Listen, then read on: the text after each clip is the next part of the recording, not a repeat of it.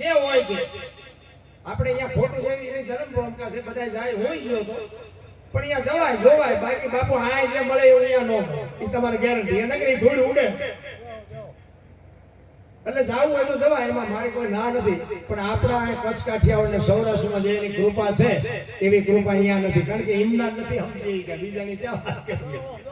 અને આપણા નો સમજે ને પછી સમજવાનું કે ઠાકર ત્રાજુ આવ્યો હોય તો જ આપણને નો સમજે ટેકર સુધી અમને ઓળખે ને પડખે રે કપાતર નો ઓળખે આ મીરા કોણ નડ્યું રાણો પ્રહલાદ ને કોણ નડ્યું એનો બાપ નરસિંહ મહેતા કોણ નડ્યું એની નાયક પાંડવન કોણ નડ્યા કૌરવ પોતાના નડ્યા પછી ઇતિહાસ થયા એટલે આપણા નડ્યા પછી બહુ રોજડા ન રહો સમજવાનું વિશ્વાસ રાજ આવ્યો હોય તો જ આપણને નડે ને કે નો નડે એટલા જ માટે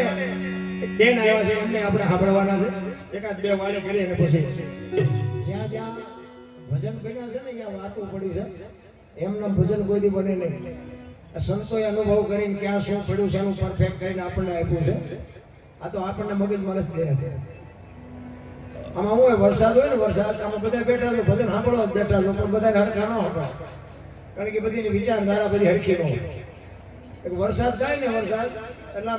એક ખેતરો બે ખેતરો હોય બે ખરખો જ પડે ને બધે પછી ગ્લાસ રાખ્યો ને ગ્લાસ જેટલું આવે ડોલ રાખ્યો ને ડોલ જેટલું આવે માટલું રાખ્યું ને માટલા જેટલું આવે અમુક ભાઈ ગયા ઊંધું મૂક્યું હોય કોરે કોરું રહે આમાં તો વિચારધારા આપણી છે ને શું લેવું કારણ કે એવા બુદ્ધિના ગાળિયા થયા છે ત્યારે આપણે અમુક જોઈ ને આ વધારે ભણેલા છે ને એ તો હારા અમને એમ જ કહે છે કે એકચ્યુઅલી આવું કઈ હોય જ નહીં હવે એકચ્યુઅલી ના દીકરાઓ મરી જાઓ મરી આ જીવ છે ને શિવમાંથી જુદો પડેલો ટુકડો છે અને જીવને શિવને એક કરવા માટે જરૂર ભજન ની પડે બુદ્ધિથી વિજ્ઞાનથી પૈસાથી જીવને શિવ એક ન થાય મારા રામ સિટીમાં હોય ને એક ઇન્ડિયા સારા ખોટા ઉજાગરા કરે બોલો અમને શું કરવું શું 45 વર્ષના થયા હોય ઉભા વાળા જેવા રખડતા કોઈ દીકરી નથી હોતી એ નથી કરતા મારા દીકરા અમને કહે છે કે એકચ્યુઅલી આવું કઈ ન શું પૈસા કરવાને કારણ કે અહીંયા કઈ છે જ નહીં ભલા ધર્મ જેવું કઈ છે ઓલા માગણ હોય તો એ બાબા કઈક જો એ બાબા કઈક જો આગળ હવે આગળ તારા જેવા છે ઠેઠ સુધી ક્યાં ભોગાવા મળે પૂરા બટકો રોટલો દેને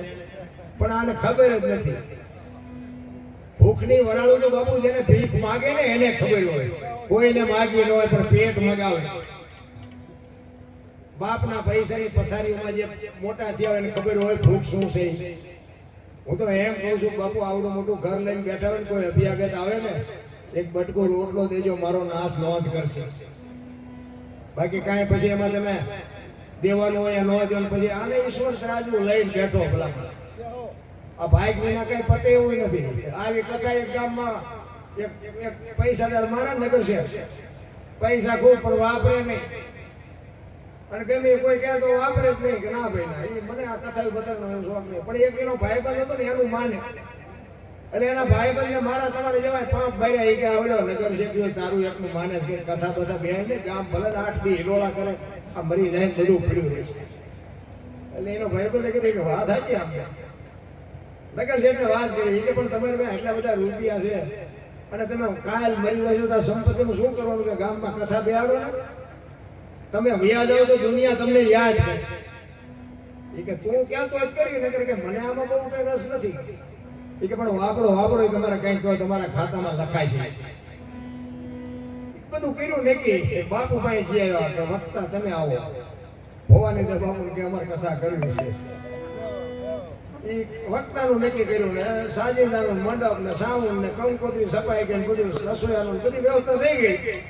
હવે પોથીનો વરઘોડો નીકળે પહેલેથી આવે એટલે એમાં તો બધા ભડાકા તડાકા ડીજે અબીર ને ગુલાલ ને બધું ઉડતું હોય એમાં કોઈ મારા જેવો આપણે છોકરું ફટાકડા ફોડતું હતું ને ભૂતળી બોમ્બ એ નગર શેઠના પગમાં જઈને ફોડ્યો કાનમાં પડી ગઈ થાક લેવો કથા ચમ સાંભળવી ઓલા એના ભાઈબંધ નીકળેલા પણ આ પૈસા ને ખર્ચા કે મને કઈ સંભળાતું નથી કે ધબો ધબ થઈ ગયું કે જે થયું કે આ બધા આવી ગયા થોડું એમ યાદ આવે પેલો સાંભળો તો અહીંયા આવ્યો બે સાંભળા કઈ નહીં પૈસા ખર્ચો નો બધો બધા દાંત કાઢી લે પછી આમ જોવે કે કંઈક દાંત કાઢવાનું આવ્યું લાગે પછી મારે એકલો દાંત કાઢે એને કે ભારે કરી મારે બધી કથા મેં કરી રૂપિયા બધા મેં આવ્યા ગામ આખું સાંભળે ગામ ખાય પીએ અને મારે મેળ ન પડી એ 8 દિવસ ગામે જલસા કર્યા પછી પાછી પોથીનો વરઘોડો નીકળે પાછા ફરાકા ફોડ્યા એ વળી પાછું છોકરું એવું અપલખણા હોય તો અપલખણા હોય પાછો એક ફટાકડો ફોડ્યો ને કાનમાં ધાક ઉગડી જાય કથા પૂરી થઈ જાય લો આનું નામ ભાઈ પછી કહેવાય નહીં કથા ફરીને બિહારી છે ભાગ વિના નર પાવત નહીં બાપુ ભાગ બધાને આવું કરવું છે નથી થઈ શકતું રામ પણ એવા બુદ્ધિના ગાળિયા એક ભાઈ મને આમ છે ને દિવાલમાં ખીલી ખોડતો દિવાલ ઊંચી ખીલી રાખી માથું નાખ્યું દિવાલ કોઈ નળિયું કોઈ રચોડિયું મારે અને રિયરિયો પર રેડો મારે કે કારખાના વાળામાં બુદ્ધિઓ નથી કે ઊંચીઓ ખીલીઓ કાઢ્યું છે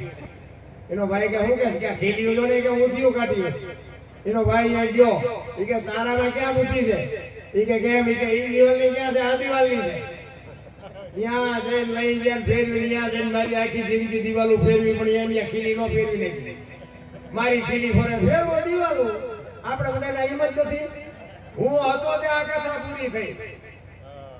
અને આમાં આયોજન કર્યું છે એને ત્યાં નડેવા દેશે મારી પાસે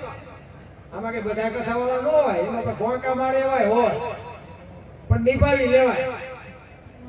એનું નામ જ બાપુ સંસાર એનું નામ જ મજા એટલે આમાં છે ને બુદ્ધિના ગાળિયા એટલા બધા થયા છે ને આપણે કોઈને કોઈ કહી શકીએ એવી વાત નથી આપણો જન્મ બીજા આપે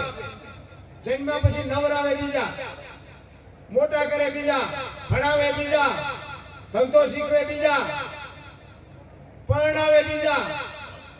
છેલ્લે મરીને નવરાવે બીજા ઉપાડે બીજા આખી જિંદગી ભેગું કર્યું એ વાપરે બીજા તો ઠેક રાશી ના ભરોસો નથી કઈક નવું લાગતું ને કે માના ઉદરમાં તમેલું હોય ને માએ બધી તૈયારી કરી રાખી હોય ખોયા ગોદડા જબલા નાન તેમ બધી માને ખબર જ હોય કે મને ભગવાન દીકરો દીકરી આપશે માએ બધી તૈયારી કરી રાખી અને 60-80 વર્ષ જેવો ને છેલ્લે બાપુ બધી તૈયારી જ હોય લાકડા તૈયાર હોય ઉકાળનારા હોય ને ગોઠવનારા હોય દિવાળી મૂકનારા હોય ને ઘોંકા મારનારા હોય તો પેલી વચ્ચે ઓલું થોડુંક હું કરે ને ત્યાં એવા ઠેકડા મારે ઓલું ચાવી વાળા રમકડા ખુલે કાંઈ છે નહીં મજા કરી લો હળવા ફૂલ થઈ જાવ જીવવાની મજા આવશે દિલ્હીનો સિકંદર આમ 500 ઘોડાનો રસાલો લઈને નીકળ્યો ને બજારમાં એક ફકીર હતો ફૂટપાથ ઉપર એ ફકીર ઉપર આમ નજર ગઈ ને બાપુ એક ધોતરી પહેરી જે પાણાનો ઓશીકું કર્યું છે પગ ઉપર પગ ચડાવી બીડી હળગાવીને ફકીર હતો તો એના ઉપર આમ સિકંદરની નજર ગઈ અને રસાલો ઉભો રખાય ઉભારો મારે ઓલા ફકીર પાસે જવું છે ગયો સિકંદર